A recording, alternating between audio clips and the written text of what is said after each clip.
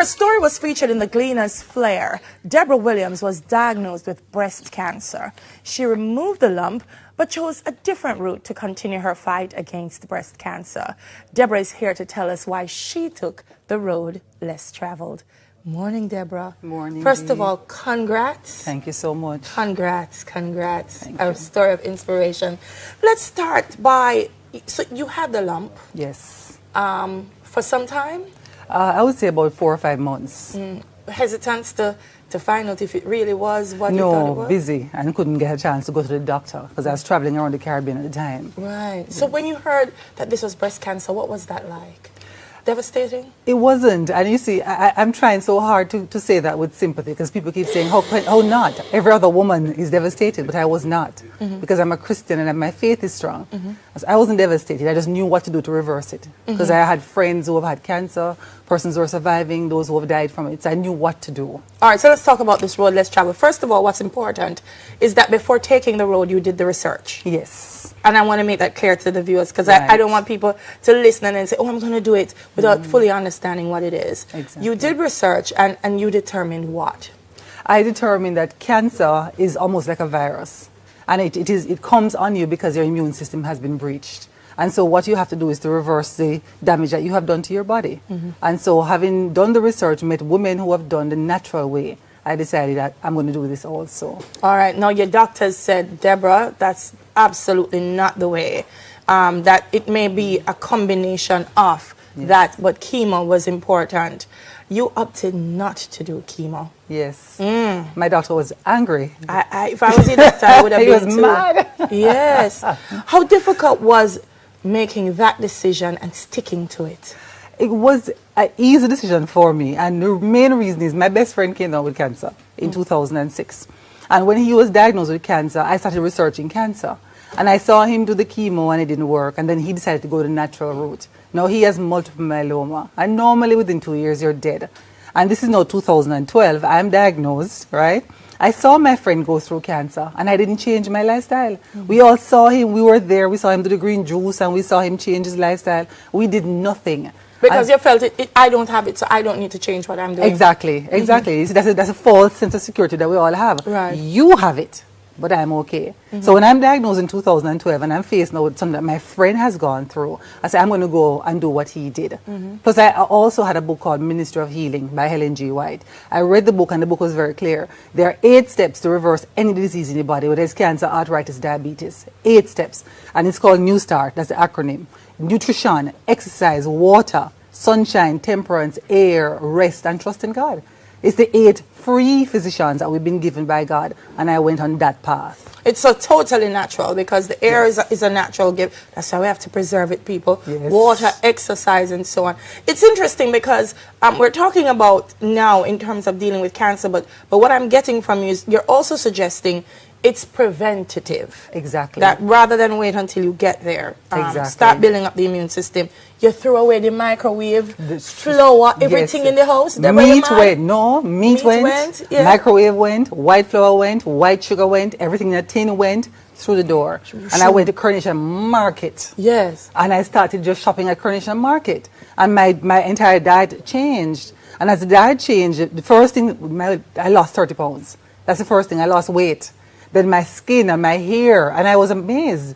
And so now I started teaching other women to do this too. Deborah, I'm hearing you, but it's not easy. It's not First easy. of all, I find the vegan diet to be absolutely tasteless. I'm sure there are ways to make it. But how do you get away from monotony? That's the first thing on a diet like this. You know, people say to me, oh, but this is boring. And I'm saying, but hold on, how come you eat chicken 4 times a week? I have different seasoning on it. So you know, the season the bean same Your way. curry today. Curry the bean today, and beans chew the bean next week. We have gungo peas, we have black eyed peas, we have split peas, we have lintel, we have callaloo stew, we have pap choy. Hello, we have stew peas without the pork. Hello, we have coconut milk to spice it up. We have all that it takes to make it extremely attractive and very palatable if we know how to do it right. And none of these are tin things as well. No, it's all natural. All natural. Yeah, we don't do the tin story. No, no. And so you've done, you have a website? I have a website. So persons who want to share your story or to get recipe ideas? Recipes are all there. Articles about health and wellness is all there. And that came out simply, my website is a business website. And when I was diagnosed with cancer, and I went on a radio station and I did an interview. And about 5 minutes after I came off the radio, my phone rang for 3 weeks. 3 weeks straight, with Jamaicans calling me about cancer or diabetes or obesity. And so I said, you know something, let me load up these things on the website. You're going to need to get 5 phones now after you finish on Smile Jamaica. Yes. I can tell you that. So how long were you on it before you went back to be checked to make sure? Because that's also important, viewers. You have to know that Deborah didn't just stay home and say, I'm going to go vegan and I'm going to be okay. She went back to make sure that she was. What time lapsed before checking and then finding out you were cancer free? Oh, it was 9 months actually. 9 months? 9 months. When I started doing the program, because I was diagnosed in April of 2012, right?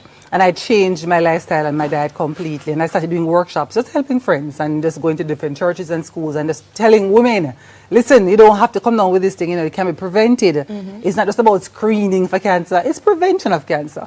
And so I started writing a book. And in the book, I'm diagnosed, I'm telling them how God helped me, the New Start program. And in December, I finished writing the book. And I'm saying, okay, I need to find a publisher and get this book published. And the Holy Spirit said, no, they're not going to believe you. Who are going to believe you that you don't have a cancer? Just because you change your lifestyle and diet. And so I started checking around, is there a test in Jamaica that we can do to prove that there's no cancer cells in your body? Well, there's none. The highest test we have in Jamaica is a CT scan. And that can't prove definitively. And so I went to church one Wednesday night and I heard an elder saying that she was diagnosed with cancer. She went to Miami and did a PET scan. So I started researching the PET scan. And lo and behold, I went to Miami, did my test, and girl, when the results came out, we ball. Jump up and down. We ball. You ball. We ball. Put a ball to Deborah. I know you feel like ball too. Oh, wow, that's amazing. But my producer's balling too. No, so you did the test, cancer free, but you didn't revert. You still are on the diet, and that's also important as well. Yes. Is it also important to stick with it? Yes. To not say I'm vegan today and tomorrow I go and bust a stew peas. Yeah, it's a good point. When I came back from Miami with the PET scan results, and I went to see the surgeon who had taken out the lump, and I gave him the results, you know, along with a copy of my book, Ministry of Healing, too, and asked him, please, don't just cut these women's breasts off. Tell them that there's another way. I remember when I gave it to him and he was going through and he was trying to understand what was going on because he was very puzzled.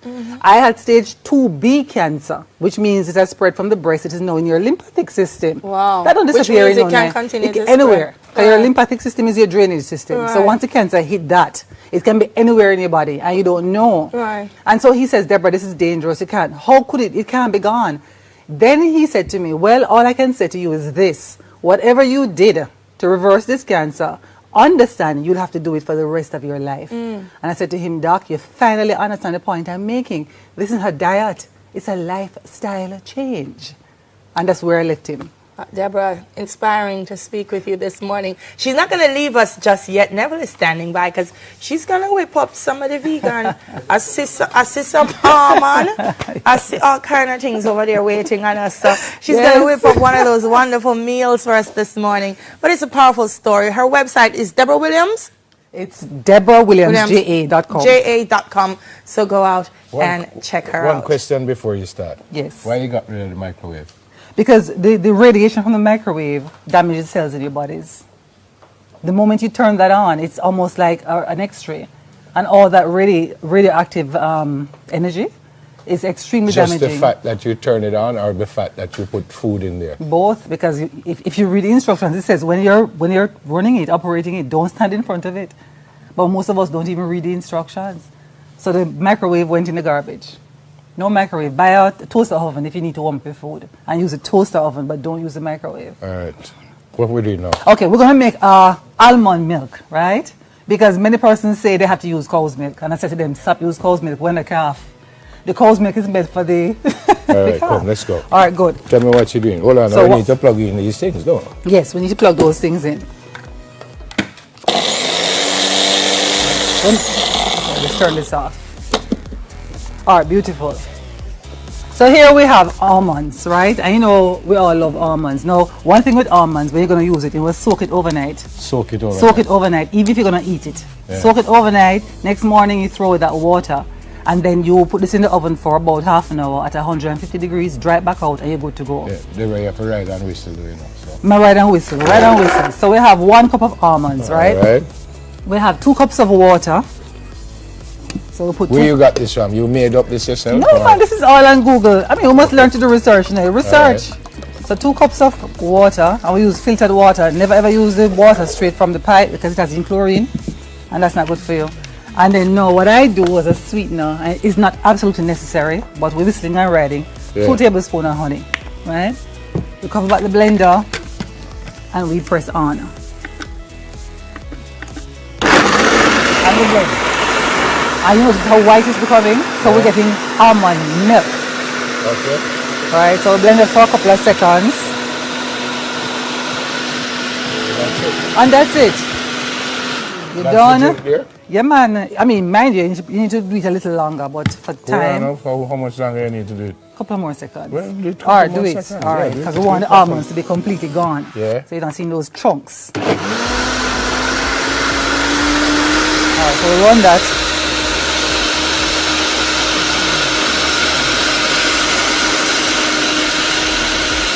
All right. Now, can you get this strainer for me, please? What about banana and stuff? You can add stuff like that? Yes. So what we're going to do is we're going to, okay, normally at home I don't strain it, but just for the sake of those who don't want the pulp, you just strain it off. All right. Now I want you to taste it. Yeah, you taste it. You could have even make more still, you know. You're going to get some more, no worry. You want carrot home or something? Check that first. So that is a plain milk, right? What's the name of it? That's almond milk. What's the name of it? What are you drinking? No, what's the name of the drink Yes. overall? Deborah's Almond milk. concoction. Just almond milk. Now here's what we do. Deborah's concoction. We're taking 2 things out of one. So we have the milk, right, for the children. Now we're not throwing away the residue, right, because we're using the almonds. So what we do, I'm using my hand, but you just take 2 bananas, right? 1.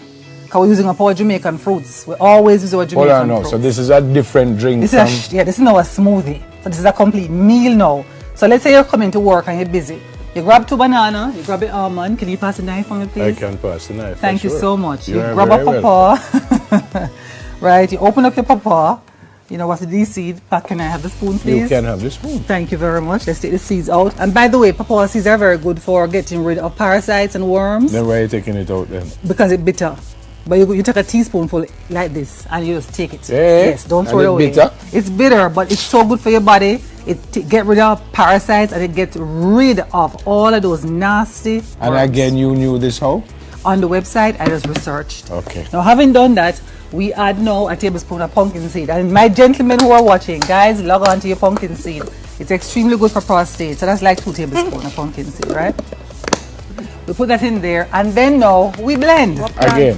Yes, so now we have 2 things that we made out of one. The almond milk, now we're making a smoothie. This one not going straight, you're going to drink it straight. It's a complete meal. All right. Now, All right, your glass. we have to run now. So again, All we can right. Google all of this. You can Google all of Then this. come, no, we don't have to go that All right. fast. Okay. Deborah, man. Deborah, look like you want to carry home this, you know. Now I want you to drink all of that. I must drink all of it. All of it. That's your breakfast. She's a cancer survivor. Her name is Deborah Williams. Thank you so much for coming. Great Oh, story. thank you so and thanks for much. sharing all of this with us. Thank you. Fantastic story. God bless. Thank you. On the other side of the break, we change lanes a bit, folks. The church and gay marriage. Cheers. We soon come.